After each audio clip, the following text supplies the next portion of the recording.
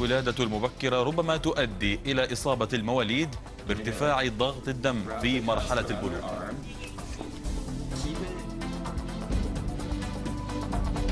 وللتعليق على هذا الموضوع ينضم إلينا مباشرة من القاهرة دكتور مجدي بدران، استشاري الأطفال وحديثي الولادة. دكتور أهلا ومرحبا بك. دكتور، يعني رغم التحسن الكبير في العناية المركزة للأطفال الذين يولدون في وقت مبكر، إلا أن هذه الدراسة تتحدث عن أمراض قد تصيب هؤلاء الأشخاص في البلوغ. ما المهم والجديد الذي جاءت به هذه الدراسة من وجهة نظر طبية برأيك؟ هو لازم طبعا نعرف ده حصل ليه. حصل لان دلوقتي في بعض الانماط الحياتيه اللي تميز امهات هؤلاء الاطفال.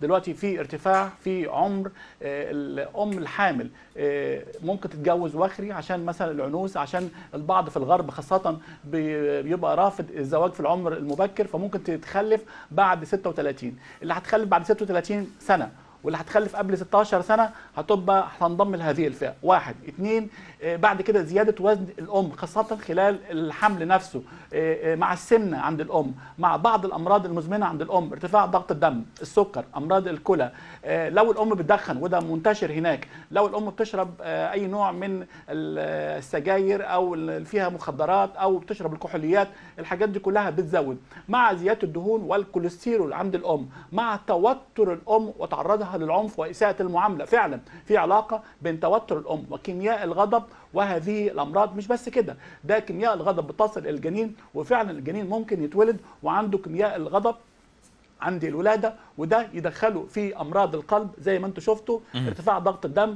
امراض الكلى، وكمان ميل اكثر لتصلب الشرايين وارتفاع ضغط الدم. مش بس في مرحله المراهقه، ممكن في مرحله الطفوله وعمر مثلا 10 سنين او 9 سنين، خاصه لو كان هو بدين. ممكن كمان ده ياثر على ادائه العقلي والذكاء والتركيز، ويبقى عنده زياده حركه. ممكن، مش بقول لازم بس ممكن، وربما يبقى ممكن كمان المناعه تتاخر، وممكن كمان الجهاز التنفسي خاصه الرئه طيب يبقى فيها دكتور، نوع من النمو الغير صحي، وبالتالي يعني يبقى عندهم ربو